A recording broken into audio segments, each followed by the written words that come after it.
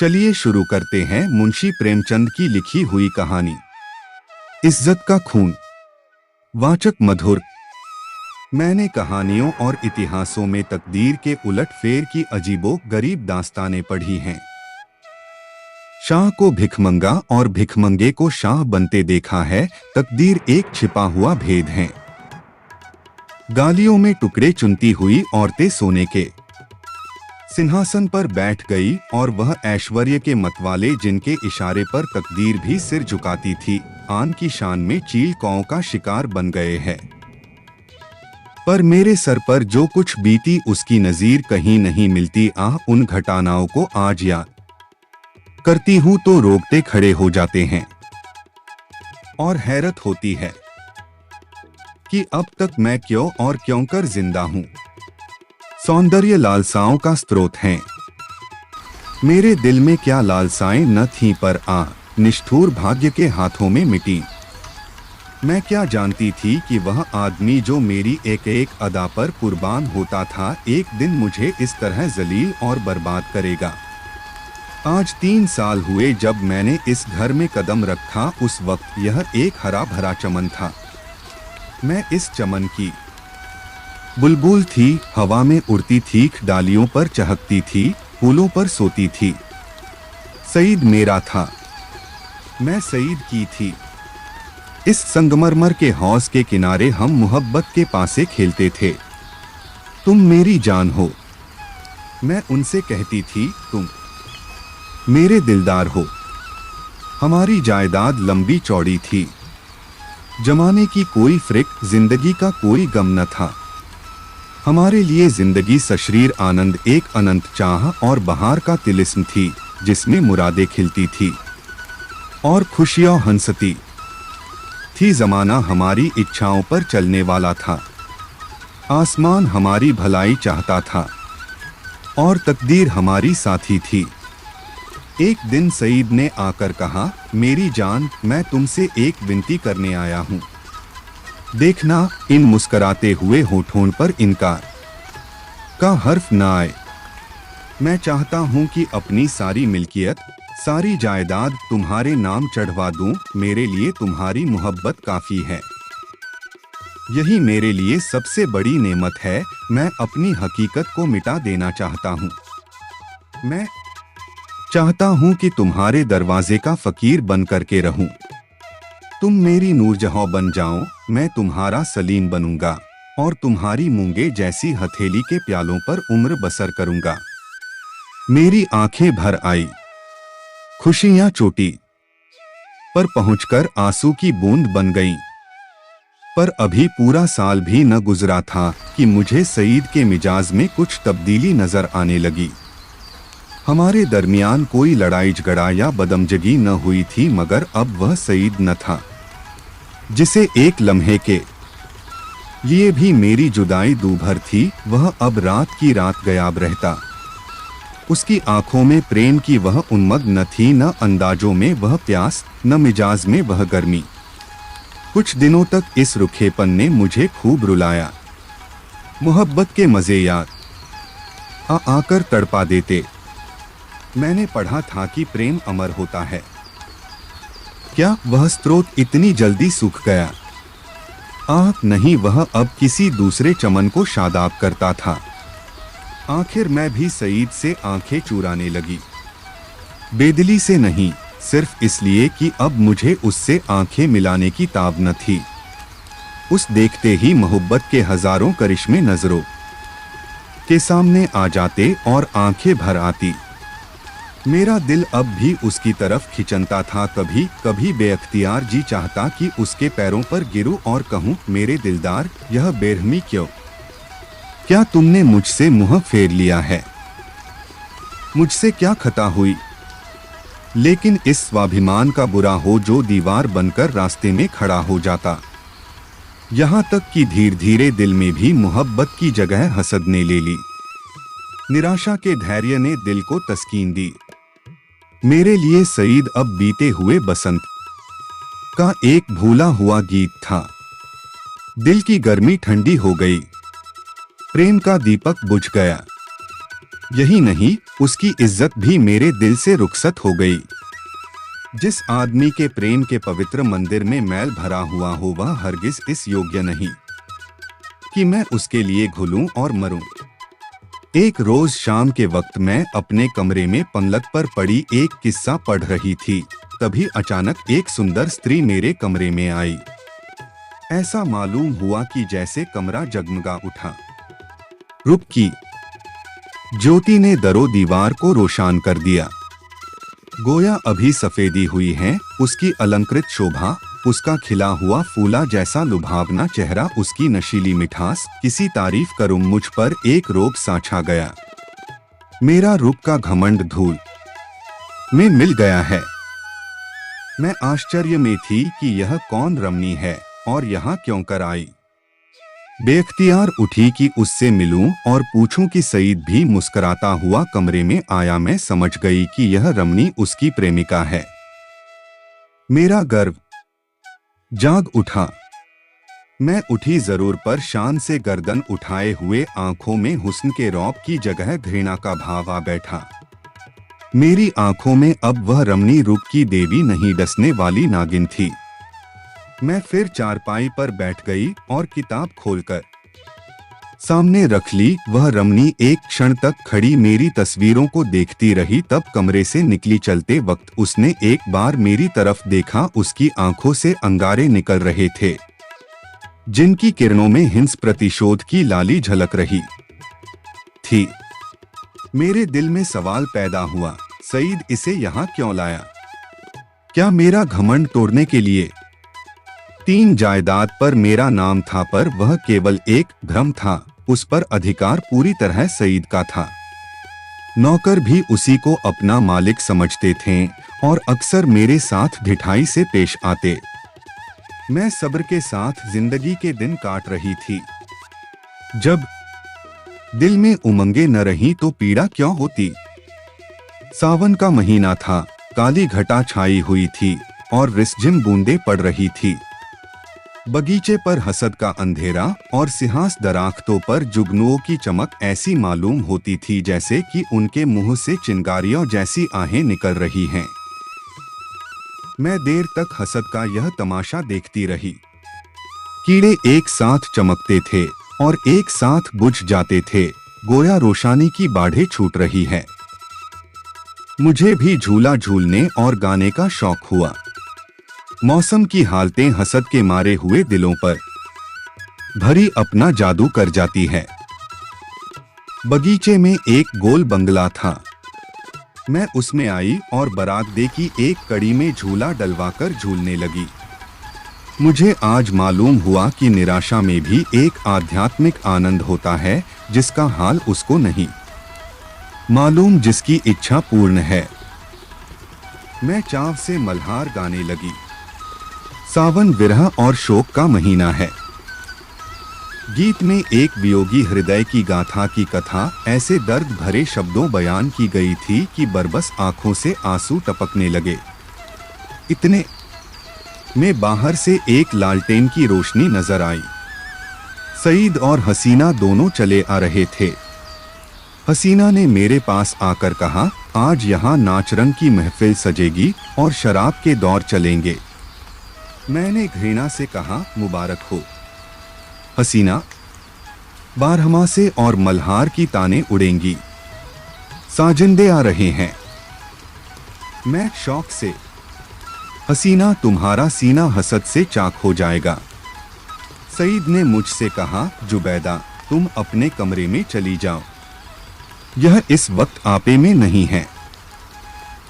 हसीना ने मेरी तरफ लाल लाल आंखें निकालकर कहा, मैं तुम्हें अपने पैरों की धूल के बराबर भी नहीं समझती। मुझे फिर जब्त न रहा। अकड़कर बोली, और मैं क्या समझती हूँ, एक कुतिया दूसरों की उगली हुई हड्डियों चिचोड़ती फिरती है। अब सईद के भी तेवर बदले। मेरी तरफ भयानक आंखों से देखकर बोले, जुबैदा तुम्हारे सर पर शैतान तो नहीं सवार है? सईद का यह जुमला मेरे जिगर में चुभ गया। मैं तपड़ उठी। जिन होठों से हमेशा मोहब्बत और प्यार की बातें सुनी हो, उन्हीं से यह जहर निकले और बिल्कुल बेकसूर। क्या मैं ऐसी नाचीज और हकीर हो गई हूँ कि एक बाजारू औरत भी मुझे छेड़कर गालियां दे सकती है और मेरा जबान खोलना मना। मेरे दिल में साल भर से जो बुखार हो रहा था वह उछल पड़ा। मैं झूले से उतर पड़ी और सईद की तरफ शिकायत भरी निगाहों से देखकर बोली, शैतान मेरे सर पर सवार हो या तुम्हारे सर पर, इसका फैसला तुम खुद कर सकते हो। सईद, मैं तुमको अब तक शरीफ और गैरत वाला समझती थी, तुम खुद कर सकते हो। बेवफाई की, इसका मलाला मुझे जरूर था, मगर मैंने सपनों में भी यह न सोचा था कि तुम गैरत से इतने खाली हो कि हयाफरोश औरत के पीछे मुझे इस तरह जलीज करोगे। इसका बदला तुम्हें खुदा से मिलेगा। हसीना ने तेज होकर कहा, तू मुझे हया फरोश कहती है? मैं बेशक कहती हूँ सईद, और मैं बेगैरत हूँ। मैं बेगैरत ही नहीं, शोबदेबाज, मक्कार, पापी, सब कुछ। यह अल्फाज बहुत घिनावने हैं, लेकिन मेरे गुस्से के इजहार के लिए काफी नहीं। मैं यह बातें कह रही थी कि यकायक सईद के लंबे तगड़े हट्टे कट्टे नौकर ने मेरी दोनों बाहें पकड़ ली और पलक मारते भर में हसीना ने झूले की रस्सियां उतारकर मुझे बरामदे के एक लोहे के खंभे से बांध दिया। इस वक्त मेरे दिल में क्या ख्याल आ रहे थे यह याद नहीं, पर मेरी आंखों के सामने अंधेरा छा गया था। ऐसा मालूम होता था कि यह तीनों इंसान नहीं यमदूत है। गुस्से की जगह दिल में डर समा गया था। इस वक्त अगर कोई रौबी ताकत मेरे बंधनों को काट देती, मेरे हाथों में आबदार खंजर दे देती, तो भी तो जमीन पर बैठकर अपनी जिल्लत और बेकसी पर आंसू बहाने के सिवा और कुछ न कर सकती। मुझे ख्याल आता था कि शायद खुदा की तरफ से मुझ पर यह कहर नाजिल हुआ है। शायद मेरी बेनमाजी और बेदीनी की यह सजा मिल रहा है। मैं अपनी पिछली जिंदगी पर निगाह डाल रही थी कि मुझसे कौन सी गलती हुई हो जिसकी यह सजा है। मुझे इस हालत में छोड़कर तीनों सूरतें कमरे में चली गईं। मैंने समझा मेरी सजा खत्म हुई, लेकिन क्या यह सब मुझे यूं ही बंधा रखेंगे? लौडिया मुझे इस हालत में देख ले तो क्या कहें? नहीं, अब मैं इस घर में रहने के काबिल ही नहीं। मैं सोच रही थी कि रस्सियां क्यों कर खा लूं, मगर अफसोस मुझे न मालूम था कि अभी तक जो मेरी गति हुई है वह आने वाली बेरहमियों का सिर्फ बयाना है। मैं अब तक न जानती थी कि वह छोटा आदमी कितना बेरहम, कितना कातिल है। मैं अपने दिल से बहस कर रही थी कि अपनी इस जिल्लत मुझ पर कहाँ तक है। अगर मैं हसीना की उन दिल जलाने वाली बातों को जवाब न देती तो क्या यह नौबत न आती और जरूर आती। वहाँ काली नागिन मुझे डसने का इरादा करके चली थी, इसलिए उसने ऐसे दिल दुखाने वाले लहजे में ही बात शुरू की थी। मैं गुस्से में आकर उसको लान तान करूं और उसे मुझे जलील करने का बहाना मिल जाए। पानी जोर से बरसने लगा। बौछारों से मेरा सारा शरीर तर हो गया था। सामने गहरा अंधेरा था। मैं कान लगाए सुन रही थी कि अंदर क्या मिसकॉट हो रही है, मगर मेह की सनसनाहट के कारण आवाजें साफ न सुनाई देती थी। इतने लालटेन फिर से बरामदे में आई और तीनों उरावनी सूरतें फिर सामने आकर खड़ी हो गई। अब की उस खून परी के हाथों में एक पतली सी कमची थी। उसके तेवर देखकर मेरा खून सर्द हो गया। उसकी आंखों में एक खून पीने वाली वहशत, एक कातिल पागलपन दिखाई दे रहा था।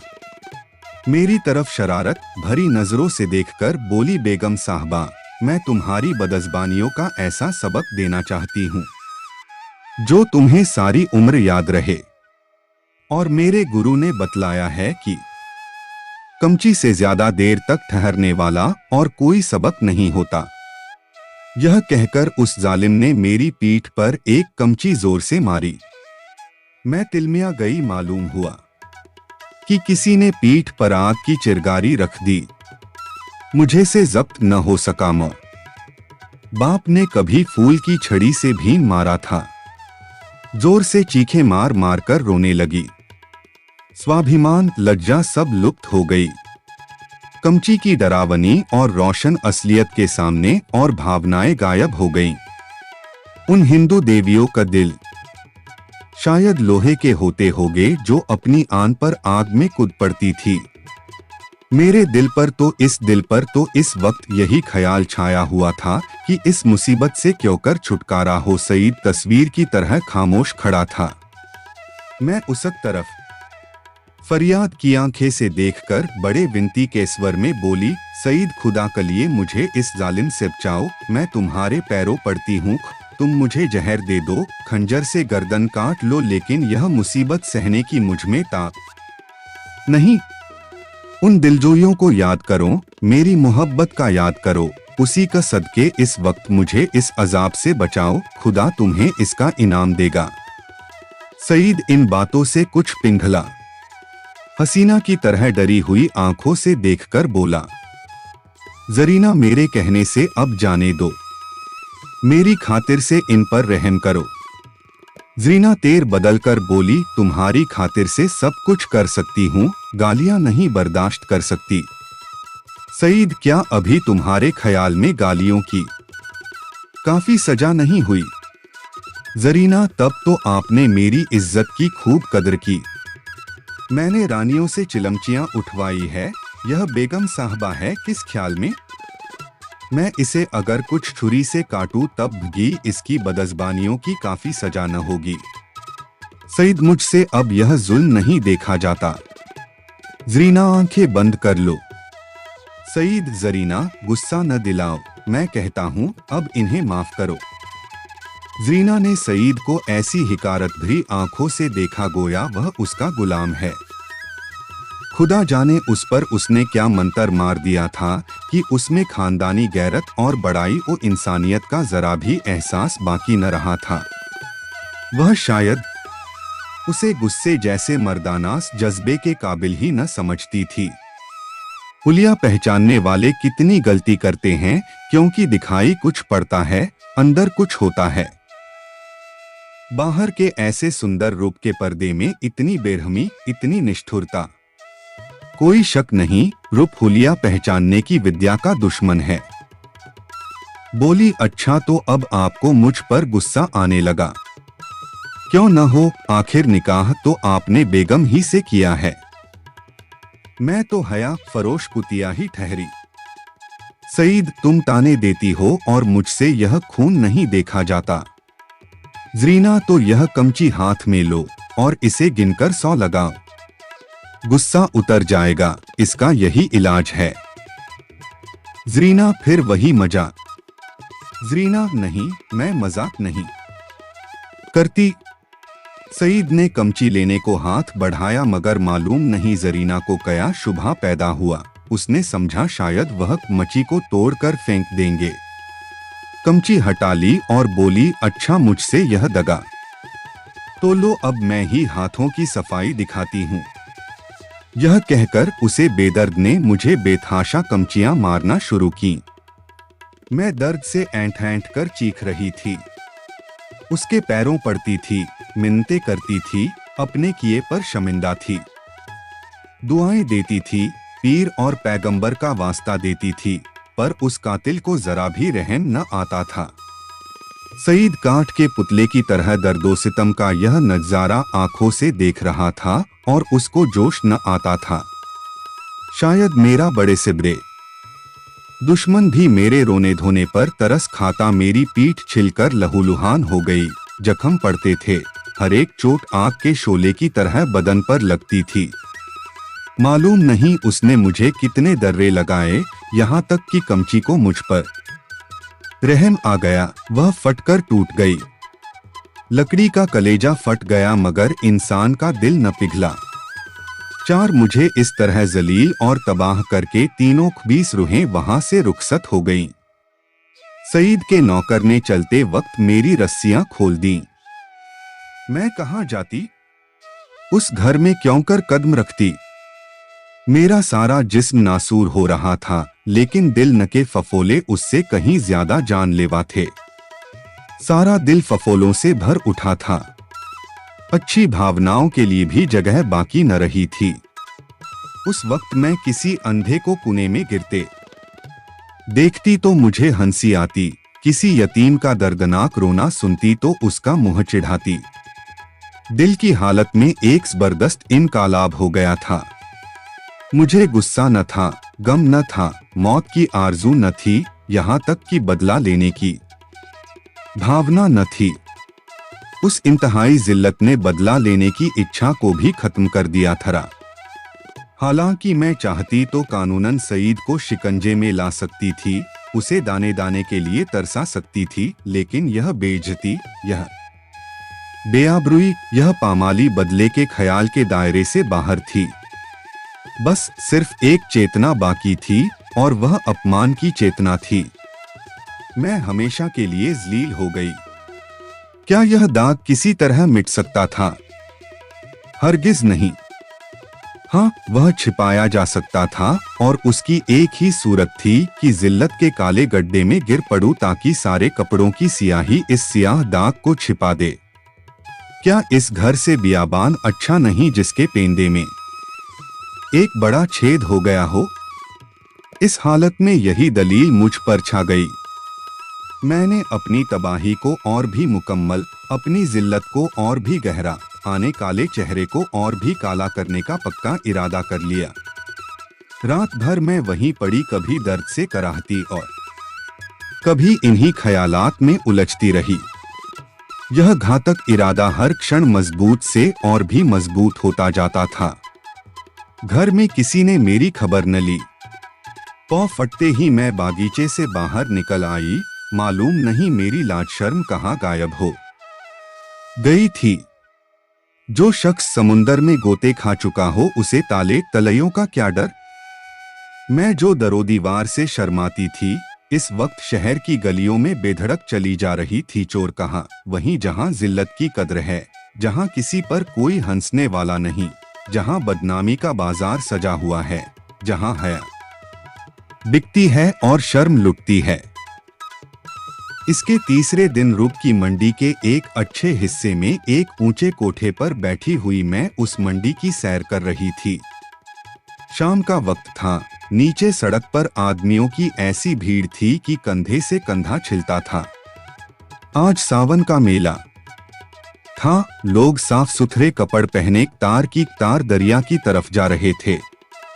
हमारे बाजार की बेशकीमती जिन्स भी आज नदी के किनारे सजी हुई थी।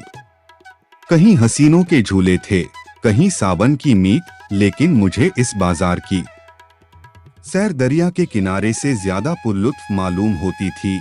ऐसा मालूम होता है कि शहर की और सब सड़कें बंद हो गई हैं, सिर्फ यही तंग गली खुली हुई है और सबकी निगाहें कोठों ही की तरफ लगी थीं, गोया वह जमीन पर नहीं चल रहे हैं, हवा में उड़ना चाहते हैं। हाँ, पढ़े लिखे लोगों को मैंने इतना बेधड़क नहीं पाया। वह भी घूरते थे मगर कनखियों से। अधेड़ उम्र के लोग सबसे ज्यादा बेधड़क मालूम होते थे। शायद उनकी मंशा जवानी के जोश को जाहिर करना था। बाजार क्या था, एक लंबा चौड़ा थिएटर था। लोग हंसी दिल्लगी करते थे, लुत्फ उठाने के लिए नहीं, हसीनों को सुनाने के लिए। मुंह दूसरी तरफ था, निगाह किसी दूसरी तरफ। बस भांडों और नक्कालों की मजलिस थी। यकायक सईद की फिंटन नजर आई। मैं रोज पर कई बार सैर कर चुकी थी। सईद अच्छे कपड़े पहने अकड़ा हुआ बैठा था। ऐसा सजीला बाका जवान सारे शहर में न था। चेहरे मोहरे से मर्दानापन बरसता था। उसकी आंख एक बारे मेरे कोठे की तरफ उठी और नीचे झुक गई। उसके चेहरे पर मुर्दनी सी छा गई, जैसे किसी जहरीले सांप ने काट खाया हो। उसने कोचवान से कुछ कहा, दम के दम में फिटन हवा हो गई। इस वक्त उसे देखकर मुझे जो द्वेषपूर्ण प्रसन्नता हुई, उसके सामने उस जानलेवा दर्द की कोई हकीकत न थी। मैंने जलील होकर उसे जलील कर दिया। यह कटार कमचियों से कहीं ज्यादा तेज थी। उसकी हिम्मत न थी कि अब मुझसे आंख मिला सके। नहीं, मैंने उसे हरा दिया, उसे उम्र भर के दिलय कैद में डाल दिया। इस काल कोठरी से अब उसका निकलना गैर मुमकिन था, क्योंकि उसे अपने खानदान के बड़पन का घमंड था। दूसरे दिन भोर में खबर मिली कि किसी कातिल ने मिर्जा सईद का काम तमाम कर दिया। उसकी लाश उसीर बागीचे के गोल कमरे में मिली, सीने में गोली लग गई थी। 9 बजे दूसरे खबर सुनाई दी, जरीना को भी किसी ने रात के वक्त तलकर डाला था। उसका सर तन जुदा कर दिया गया। बाद को जांच पड़ताल से मालूम हुआ कि यह दोनों वारदातें सईद के ही हाथों हुई। उसने पहले जरीना को उसके मकान पर कत्ल किया और तब अपने घर आकर अपने सीने में गोली मारी। इस मर्दाना गैरतमंदी ने सईद की मोहब्बत मेरे दिल में ताजा कर दी। शाम के वक्त मैं अपने मकान पर पहुंच गई। अभी मुझे यहाँ से गए हुए सिर्फ 4 दिन गुजरे थे, मगर ऐसा मालूम होता था कि वर्षों के बाद आई। दरोदीवार पर हसरत छाई हुई थी। मैंने घर में पाँव रखा तो बरबस सईद की मुस्कुराती हुई सूरत आंखों के सामने आकर खड़ी हो गई। भी मर्दाना हुस्न, वही बांकपन, वही मनुहार की आंखें। बेख्तियार मेरी आंखें भर आई और दिल से एक ठंडी आह निकल आई। गम इसका न था कि सईद ने क्यों जान दे दी। नहीं, उसकी मुजरिमाना बेहिसी और रूप के पीछे भागना, इन दोनों बातों को मैं मरते दम तक माफ न करूंगी। गम यह था कि यह पागलपन उसके सर में क्यों समाया। इस वक्त दिल की जो कैफियत है, उससे मैं समझती हूँ कि कुछ दिनों में सईद की बेवफाई और बेरहमी का घाव भर जाएगा। अपनी जिल्लत की याद भी शायद मिट जाए, मगर उसकी चंदरोजा मोहब्बत का नक्श बाकी रहेगा। और अब यही मेरी जिंदगी का सहारा है। हम आशा करते हैं कि आपको मुंशी प्रेमचंद की कहानी अच्छी लगी होगी। आप सभी का बहुत बहुत धन्यवाद। अगर आपको यह प्रस्तुति अच्छी लगी है तो इस वीडियो को लाइक और ज्यादा से ज्यादा शेयर करें, ताकि हमें और वीडियो बनाने की प्रेरणा मिले। कृपया हमारे YouTube चैनल विष्णुलोक को सब्सक्राइब करें, ताकि हम मुंशी प्रेमचंद की कहानियां सब तक पहुंचा सके। अगले भाग में हम आपको एक नई जानकारी देने का प्रयास करेंगे। एक बार फिर से आपका बहुत बहुत धन्यवाद। जय हिंद, जय भारत।